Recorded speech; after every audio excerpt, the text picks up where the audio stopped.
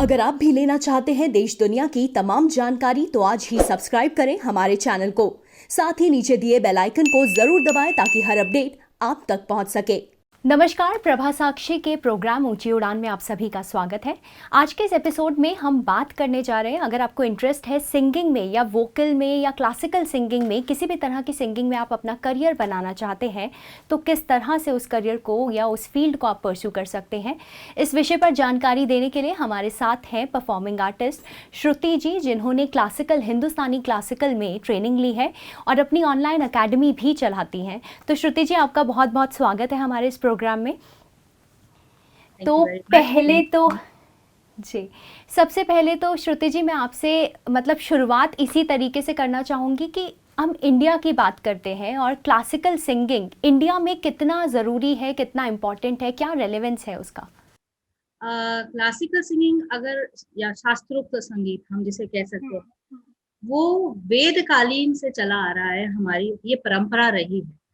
तो obviously but समय के हिसाब से वो इवॉल्व होता गया और आज एक नए मकाम पे क्लासिकल सिंगिंग स्टाइल है। वो ऐसा नहीं कि वेद कालीन भी यही स्टाइल से गाना गाया जाता था, पर शास्त्रोक्त संगीत हमेशा ही था। तो इसकी बहुत बड़ी परंपरा है। हम एटलीस्ट 6000 साल पकड़ लीजिए, इतनी तो बड़ी हमारी क्लासिकल सिंगिंग की परंपरा रही है। तो ये एक हमारा बहुत ही इम्पोर्टेंट मीन्स, क्योंकि सिंगिंग हमारे जीवन शैली में इतना क्या कहते हैं एब्जॉर्ब हुआ है। तो ये काफी सालों से हजारों सालों से हमारी ये संस्कृति में बहुत अहम इम्पोर्टेंट रोल प्ले कर रहा है।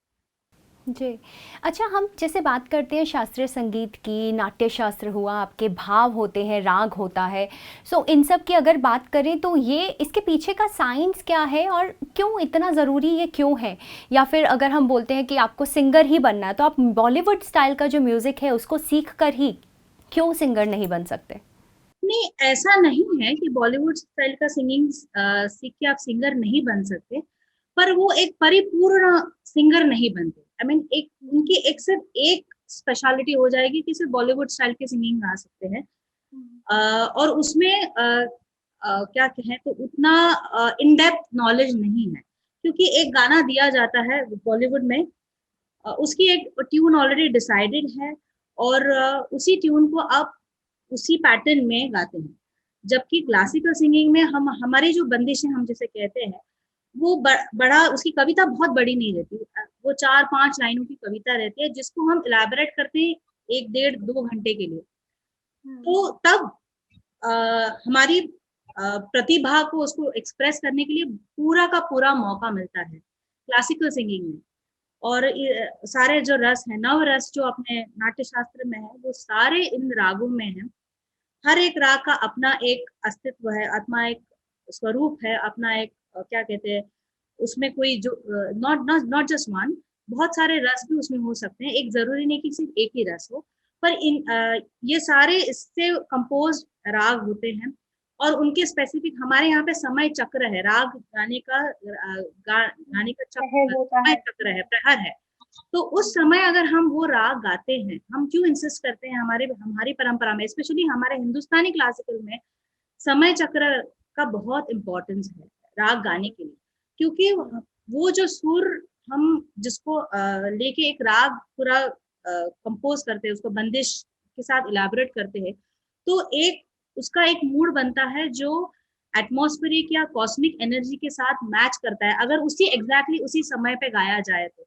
और उससे स्वाभाविक है, सिर्फ हमें नहीं, प्रकृति को, सबको उसका फायदा ही फायदा होता है। जो वाइब्रेशंस उससे निकलती हैं वो बहुत ज़्यादा अलग तरीके की होती है और पॉजिटिविटी उसकी कही जाए कि अलग होगी।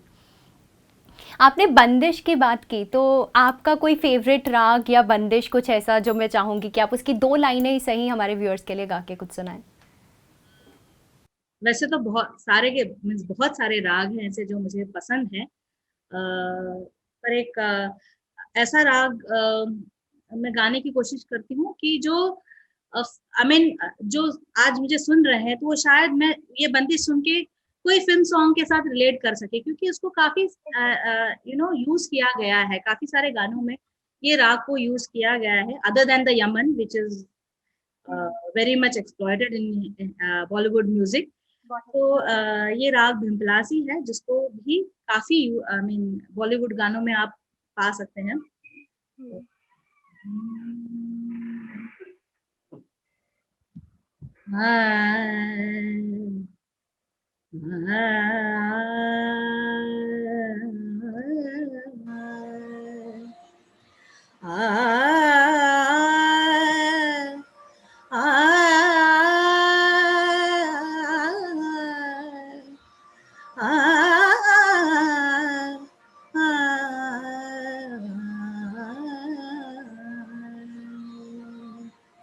ये राग की भी एक फेमस बंदिश है जो मैं गा रही हूँ अभी।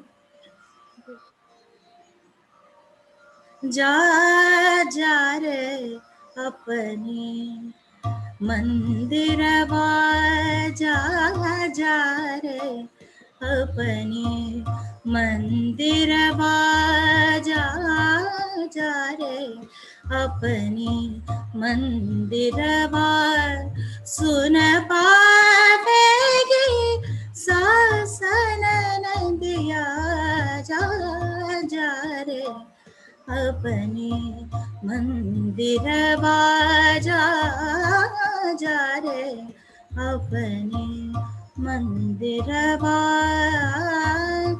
हम तो सदा रंग तुमको चाहते हैं, हम तो सदा रंग तुमको चाहते हैं, तुम हमसे का छलन किया, जा जा रे अपने मंदिरवा, जा जा रे अपने मंदिरवा, जा रे अपने जा जा रे अपने जा जा रे अपने मंदिरवा, मंदिरवा, मंदिरवा।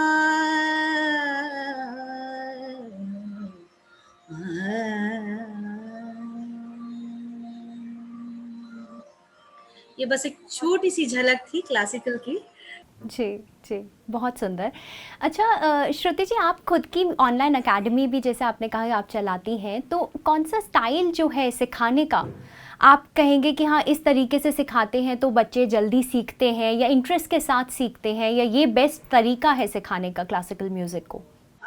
क्लासिकल जब शुरू से करते हैं तो ऑब्वियसली बच्चों को सिखा रहे हैं तो उनके टेम्परामेंट से उनको सिखाना पड़ता है थोड़ा-सा लाइटली लेके। हम उनको प्रेशराइज नहीं करते ये हम जैसे कोई राग है तो हम इंसिस्ट नहीं करते कि वो बाय हार्ट करके आ जाए, हम अपनी ओर से उनसे करवा लेते हैं ताकि वो मेंटल प्रेशर ना रहे और उनमें वो इंटरेस्ट बना रहे। क्योंकि हमने देखा है कि हम अगर बच्चों पे एग्जामिनेशन का ज्यादा प्रेशर डालते हैं तो वो फिर उस बस उसी कारण गाना पसंद होने के बावजूद भी उसको छोड़ देते हैं। तो हम उनकी कला से लेते हैं, उनके हिसाब से लेते हैं और धीरे धीरे उनका इंटरेस्ट बढ़ाते रहते हैं। इसमें अलग अलग कुछ उनसे एक्सरसाइजेस करवाते हैं जिससे उनका इंटरेस्ट में उसमें कंटिन्यूटी रहे इंटरेस्ट में। और फिर आगे आगे जब पहले तो सुरों के उनको सारा इंफॉर्मेशन ज्ञान देते हैं। काफी बच्चों के साथ तो थोड़ा स्लो प्रोसेस चलता है, पर एडल्ट्स के लिए कंपैरेटिवली थोड़ा सा क्योंकि उनकी समझ, उनका पेशेंस इतना रहता है तो वो ज्यादा जल्दी आगे आगे बढ़ पाते हैं। पर अदरवाइज हम ग्रेजुअली उनको एक एक स्टेप उनको ले जाते हैं। और क्लासिकल सिंगिंग ये 1 महीने में या 3 महीने में या क्रैश कोर्स से क्लासिकल सिंगिंग कभी नहीं आप सीख सकते। ये इसके लिए बहुत ये इतना बड़ा सब्जेक्ट है। It is like doing some graduation और PhD। तो आप उतना आपको टाइम देना ही पड़ता है अगर आपको क्लासिकल में you want to excel in it. पर अगर आप सिर्फ लाइट म्यूजिक गाना चाहते हैं, जैसे हमारे पास बहुत सारे लोग, स्पेशली बच्चे नहीं पर बड़े आते हैं कि अभी वो समझते हैं कि भाई हमारी बहुत देर हो गई सीखने के लिए, हम शायद उनको नर्वसनेस रहता है कि अब शायद हम क्लासिकल नहीं सीख पाएंगे। तो हम उनको फिर कहते हैं चलिए आप लाइट म्यूजिक से शुरू करिए, जहाँ पे हम भजन, गजल, कभी ओल्ड फिल्म सॉन्ग, ऐसे उनका इंटरेस्ट बनाए रखते हैं। और जब उनको वो क्लास करते करते उनको खुद को महसूस होता है कि नहीं, मुझे ये थोड़ा सा और समझना है, मुझे थोड़ा और जानना है, तब वो अपने आप क्लासिकल की तरफ आ जाते हैं। तब वो खुद ही कहते हैं कि हमको क्लासिकल सीखना है, हमको ये, हम क्या गा रहे हैं, हम उसमें क्या क्या सरगम है, हम इसको खुद से इम्प्रोवाइज कैसे कर सकते हैं। तो उसके लिए क्लासिकल के अलावा दूसरा कोई ऑप्शन नहीं है। तो पर हर हर एक, I mean we cater to everybody, कि जिनको सिर्फ लाइट म्यूजिक सीखना है तो उनको सिर्फ लाइट म्यूजिक सिखाते हैं, जिनको प्योर क्लासिकल सीखना है उनको प्योर क्लासिकल सिखाते हैं। लेकिन जैसे आपने कहा ना, हम ग्रेजुअली मूव करते हैं, प्रेशराइज नहीं करते हैं, क्योंकि इंटरेस्ट लेकर सीखना बहुत ज़रूरी है। तो म्यूज़िक मुझे लगता है कि ऐसा फील्ड है जहाँ पे रियाज और डिसिप्लिन होना बहुत ज़रूरी है। तो उसको आप कैसे कहेंगे कि हाँ, अगर प्रेशराइज भी नहीं किया जाए लेकिन एट द सेम टाइम आप डिसिप्लिन और रियाज को कंटिन्यू करते हुए सिखा पाएँ? हाँ, क्योंकि वो अपने आप करने लगते हैं, क्योंकि हम जैसे हम उनको जो भी हम क्लास में उनसे जो एक्सरसाइजेस करवाते हैं, या जो भी हमारे राग के भी जो विस्तार वगैरह जो चलते हैं, उससे उनको खुद को लगता है कि नहीं, मुझे खुद को उसको एक्सप्लोर करना है, मेरे मेरे गले को मुझे खुद को इम्प्रूव करना है, तो वो अपने आप रियाज करने लगते हैं। So once the interest is developed, then कोई भी इंसान अपने आप से उसमें मेहनत करने लगता है। तो ये कंसेप्ट लेके हम चलते हैं, पर रियाज और डिसिप्लिन के अलावा, आई मीन उसके लिए कोई ऑप्शन नहीं है। I mean if you want to take this as a career, आपको सिर्फ शौक के लिए गाना है, तो शायद आपको रियाज और डिसिप्लिन की जरूरत नहीं पड़ेगी। पर आपको इसको सीरियस एज एन आर्ट लेना है, आपको उसको आगे आप प्रोफेशन की तरह आपको बढ़ाना है, इसलिए आप करियर बनाने का सोच रहे हैं प्रोफेशनली उसको। उसके लिए रियाज और डिसिप्लिन, इसके इसके means there is no other option for that. जैसे अभी आपने थोड़ी देर पहले बताया कि कोई हर तरह की एज के लोग सीखने आते हैं। कुछ लोग ऐसा भी बोलते हैं कि हाँ, अब बहुत देर हो चुकी है, शायद अब हम क्लासिकल सिंगिंग नहीं सीख पाएंगे। तो ऐसा क्या आपको लगता है कि कोई उम्र है म्यूज़िक में सीखने की, या इस उम्र के बाद अब आप नहीं सीख सकते, बहुत देर हो चुकी है, ऐसा वाला कुछ? नहीं, ऐसे मेरे हिसाब से तो नहीं है। पर हमारे इंस्टीट्यूट में हमने मिनिमम एज लिमिट जरूर रखा हुआ है, मैक्सिमम कोई लिमिट नहीं है, आप किसी भी उम्र में आ सकते हैं। पर मिनिमम एज हमने 6 इयर्स रखा हुआ है। इसीलिए ऐसा नहीं कि उसके कम उम्र के बच्चे सीख नहीं सकते, पर वो बहुत चंचल रहते हैं, उनके फिजिकल एनर्जी बहुत रहती है, वो बहुत एक्टिव रहते हैं। तो उनको एक जगह पे बैठ के बिठा के सिखाना बहुत डिफिकल्ट हो जाता है। क्लासिकल सिंगिंग एक बहुत serious medium, I mean style है। तो जब 6 साल के हो जाते हैं तो थोड़ा स्कूल में भी ज्यादा देर बैठने की आदत हो जाती है। That is the only reason हमने मिनिमम एज रखा है। पर मैक्सिमम एज मेरे हिसाब से, हमारे इंस्टीट्यूट में तो है ही नहीं, पर मेरे हिसाब से भी ऐसी कोई एज लिमिट वैसे भी नहीं है। हम्म। आपने मतलब अभी भी जैसे आपने कहा ना कि एक मिनिमम एज लिमिट तो सेट की है, लेकिन कुछ लोगों की शायद कहते हैं कि आवाज़ गॉड गिफ्टेड है। तो ऐसा भी कुछ होता है, या क्या क्या कहना चाहेंगे आप उसके बारे में? अभी जैसे कोई होता है, आई मीन जैसे स्कूल में कोई बच्चा रहता है जो सिर्फ क्लास में पढ़ाया हुआ, एक बार सुना हुआ या एक बार रीड किया हुआ एग्जाम जाके दे देता है और फर्स्ट क्लास फर्स्ट आता है। कोई दूसरे होते हैं जो मेहनत काफी मेहनत करते हैं, एक बार नहीं, 10 बार नहीं, शायद 1000 बार उस चीज को पढ़ते हैं, फिर भी फर्स्ट, आई मीन उसके बाद वो फर्स्ट आते हैं। तो मेहनत तो, आई मीन एक को बहुत ज्यादा मेहनत करनी पड़ती है, एक को शायद कम करनी पड़ती है। तो जो कम वाला है वो गॉड गिफ्टेड रहता है। तो यही हमारे हिंदुस्तानी क्लासिकल में भी कि एक कुदरती गला, मीन्स गायकी का अंदाज गला लेके कोई आया हुआ है, पर इसको आप एक्सप्लोर नहीं करेंगे, इसको आप और ज्यादा क्लासिकल के लिए आप तो उस गॉड गिफ्टेड गला लेके आप गजल गा सकते हैं, आप भजन गा सकते हैं, आप और कोई भी गाना गा सकते हैं। पर अगर आपको क्लासिकल में आना है तो उसके लिए आपको गुरु से सीखना ही पड़ेगा, आपको उसके लिए रियाज ही करना पड़ेगा, भले ही आपका बहुत अच्छा गॉड गिफ्टेड गला हो। पर ये उसका एक एक राग गाने के लिए उसका एक फ्रेम दिया रहता है हमको जैसे, और उसमें हमको एक्सप्लोर करना रहता है। तो वो सिर्फ किताबी पढ़ के नहीं हो सकता, it has to be taught, and then we teach you how to I mean improvise on your own. तो वो improvise how on your own कैसे करना है, ये गुरु ही सिखा सकते। वो गुरु ही सिखा सके। बिल्कुल सही कहा आपने। जी। अच्छा, आपने मूवीज़ में भी गाया है तो आई थिंक आप बैकग्राउंड सिंगिंग कर चुकी हैं। उसके बेसिस पे मैं आपसे एक सवाल करना चाहूँगी कि क्लासिकल और बॉलीवुड स्टाइल की जो सिंगिंग है, आपको क्या लगता है कितना फ़र्क है और ज़्यादा चैलेंजिंग कौन-सी है दोनों में से? ऑब्वियसली क्लासिकल सिंगिंग ज़्यादा चैलेंजिंग है। उसके कारण ये है कि बॉलीवुड सिंगिंग में आपको गाना पूरा का पूरा दिया हुआ है। आपको जैसे वो ना रट्टा मारना है, उसको उस हिसाब से एग्ज़ैक्टली गाना है और and you can perform. Classical में वो एक हमारे पास रट्टा मारने की कोई बात है नहीं। हमको जैसे मैंने जस्ट अभी कहा कि एक राग का एक फ्रेम दिया रहता है, उसमें 4 लाइन की बंदिश रहती है, उसको हम 1.5 घंटा इम्प्रोवाइज़ करते रहते हैं। और वो improvisation on the spot, on the spur of the moment होता है। ऐसा नहीं कि हम पूरा बाय हार्ट करके आए हैं और वहाँ पे परफॉर्म हुआ। तो इसलिए क्लासिकल सिंगिंग बहुत, in fact Indian classical singing is the most difficult. I mean western classical में भी उनका भी एक है, पर उसमें भी पूरा का पूरा उनका जो भी कंपोजिशन रहता है पूरा का पूरा रट्टा मार के वो, क्योंकि it is a group thing western classical में।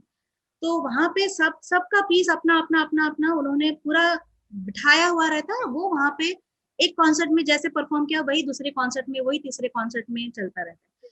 हमारे यहाँ पे अगर हम क्लासिकल परफॉर्म कर रहे हैं तो एक ही राग होगा, पर आज शायद आपको कुछ अलग सुनाई, मैंने ही गाया हुआ आज अलग सुनाई देगा, कल शायद थोड़ा सा और कुछ अलग उसमें से मैं कुछ और सोच के उस समय कुछ और गाऊं, परसों कुछ और होगा।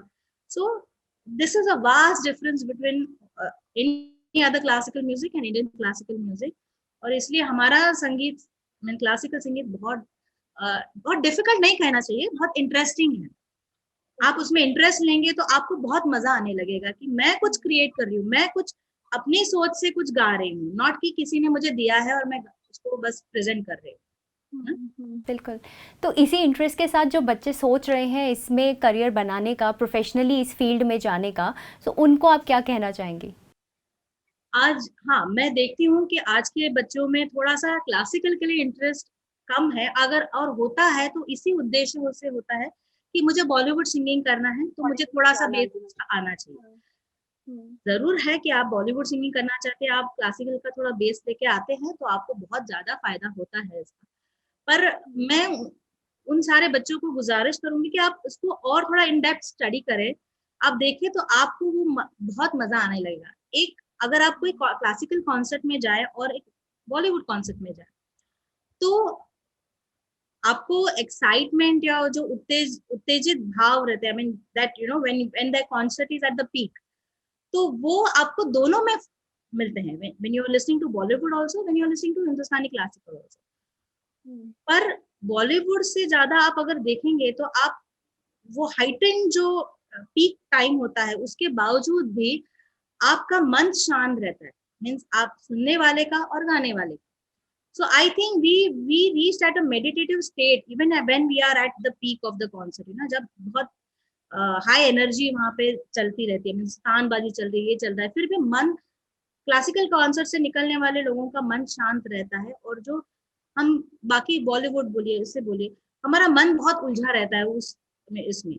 सो that is one thing, if you want to experience that, I mean you can come for classical। बिल्कुल। श्रुति जी, आपका बहुत बहुत धन्यवाद आज के इस एपिसोड में हमारे साथ जुड़ने के लिए। मैं आशा करती हूँ जो हमारे व्यूअर्स आज के इस एपिसोड को देख रहे होंगे और उनके मन में जो भी सवाल होंगे क्लासिकल सिंगिंग से जुड़े हुए, वो आज के इस एपिसोड में ज़रूर उन्हें मिल गए होंगे। अगली बार फिर किसी नई जानकारी के साथ एक बार फिर से हाजिर होंगे, तब तक के लिए धन्यवाद।